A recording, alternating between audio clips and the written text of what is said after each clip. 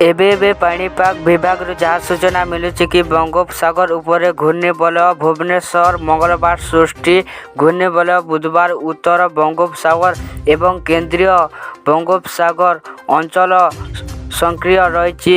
ଏଥିସହିତ ମୌସୁମୀ ନିମ୍ନଚାପରେଖା ପ୍ରଭାବରେ ସାରା ରାଜ୍ୟରେ ବର୍ଷା ହୋଇଛି। ମୟୂରଭଞ୍ଜ, ବାଲେଶ୍ୱର, ଭଦ୍ରକ, ଯାଜପୁର, କେନ୍ଦ୍ରାପଡ଼ା, ଜଗତସିଂହପୁର, କଟକ, ଖୋର୍ଦ୍ଧା, ପୁରୀ ଏବଂ ଗଞ୍ଜାମ କିଛି ଅଞ୍ଚଳରେ ବର୍ଷା ହୋଇଥିବା ବେଳେ ଆସନ୍ତା 4 ଦିନ ପର୍ଯ୍ୟନ୍ତ ଦକ୍ଷିଣ ପଶ୍ଚିମ ଉପକୂଳ ଏବଂ ଆଭ୍ୟନ୍ତରୀଣ ଜିଲ୍ଲାଗୁଡ଼ିକୁ ପ୍ରବଳ ବର୍ଷା ସମ୍ଭାବନା ରହିଛି।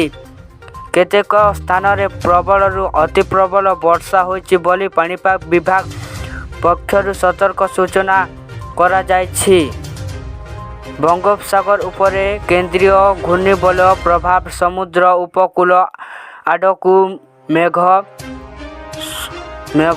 ଅଗ୍ରସର ହେଉଛି। ଏହାର ପ୍ରଭାବ ବାଲେଶ୍ୱର, ଚାନ୍ଦବାଲି, କଟକ, ଭୁବନେଶ୍ୱର, ବାରିପଦା, ଭବାନୀପାଟଣା, ନୟାଗଡ଼, ଯାଜପୁର, କେନ୍ଦ୍ରାପଡ଼ା, ବ୍ରହ୍ମପୁର ଏବଂ ପୁରୀ ଆଦି ଜିଲ୍ଲା ଅଞ୍ଚଳରେ ବର୍ଷା ହୋଇ ଆସନ୍ତା 24 ଘଣ୍ଟା ମଧ୍ୟରେ ନୂଆପଡ଼ା, କଳାହାଣ୍ଡି, ବଲାଙ୍ଗୀର, ସମ୍ପୂର୍ଣ୍ଣ ବରଗଡ଼, ସମ୍ବଲପୁର କିଛି ଅଞ୍ଚଳରେ ପ୍ରବଳରୁ ଅତି ପ୍ରବଳ ବର୍ଷା ହୋଇପାରେ।